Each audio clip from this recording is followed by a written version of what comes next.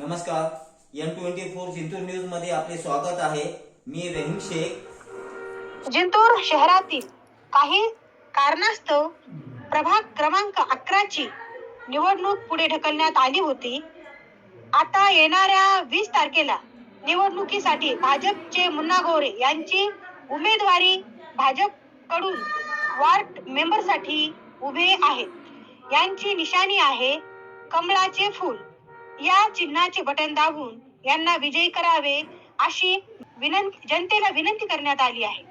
मुन्ना गोरे यांची खास मुलाखत आपण पाहूया आपल्या चॅनलवर. नवीन असाल तर सबस्क्राईब, लाईक व शेअर करा. साकोरे बोर्डीकर आणि आपल्या राज्याचे ज्येष्ठ नेते आदरणीय आमचे मामा रामप्रसादजी बोर्डीकर साहेब, आमचे मामा आदरणीय जिंतूर कृषी उत्पन्न बाजार समितीचे सभापती आदरणीय गंगाधररावजी बोर्डीकर साहेब यांनी मला प्रभाग क्रमांक 11 क मध्ये भारतीय जनता पार्टीकडून अधिकृत उमेदवारी दिली आणि माझी निशाणी कमळ आहे.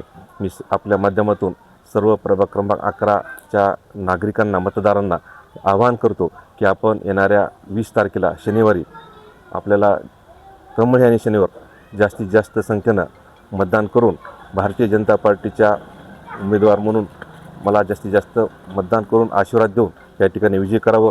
आणि आपल्याला एक खूप मोठी ह्या वेळेस संधी आलेली आहे की आपल्या पालकमंत्री ह्या आपल्या घरचे आहेत.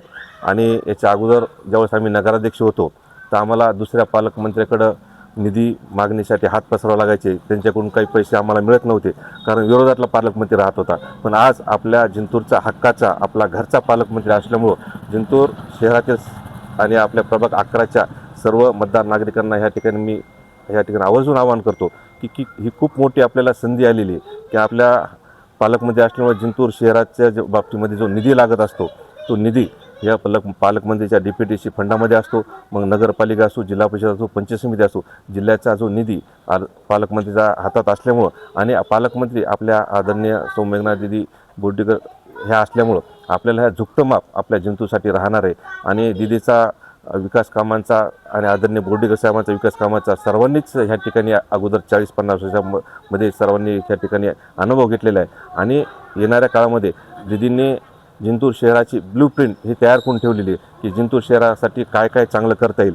मग वाढीव पाणी पुरवठ्याची योजना असो, भूमिगत गटार योजना असो, भूमिगत गटारच्या माध्यमातून जे काही कामं होणार आहेत, राहिलेले रस्ते असो, रोड, नाल्या, पाईपलाईन आणि आपले जे काही नवीन शहरासाठी जे लागणारे दिदीन जे नाट्यगृह, सांस्कृतिक नाट्यगृहाचं सुद्धा ह्या ठिकाणी प्रस्ताव, नवीन गार्डन ह्या ठिकाणी मंजूर करून त्याचं कामसुद्धा ह्या ठिकाणी वर्क ऑर्डरच्या माध्यमातून पूर्ण झालेलं आहे. आणि येणाऱ्या काळामध्ये जे काही शहराचे विकास कामं आहेत त्याच्यासाठी नगरपालिका आपली येणं, नगरपालिका आपली असणं ही खूप गरजेची आहे. आणि सर्वांच्या जिंतूरच्या नागरिकांच्या आशीर्वादानं, मतदारांच्या आशीर्वादानं येणाऱ्या काळामध्ये ही भारतीय जनता पार्टीची नगरपालिका येणारच आहे. आणि प्रभाग 11चे जे आपले नागरिक मतदार आहेत ते सुद्धा असंच भरघोस जे त्यांनी सुरुवातीपासून जे आशीर्वाद बोर्डीकर परिवारावरून जो दिलेला आहे तसाच आशीर्वाद आत्तासुद्धा त्यांचा राहणारच आहे.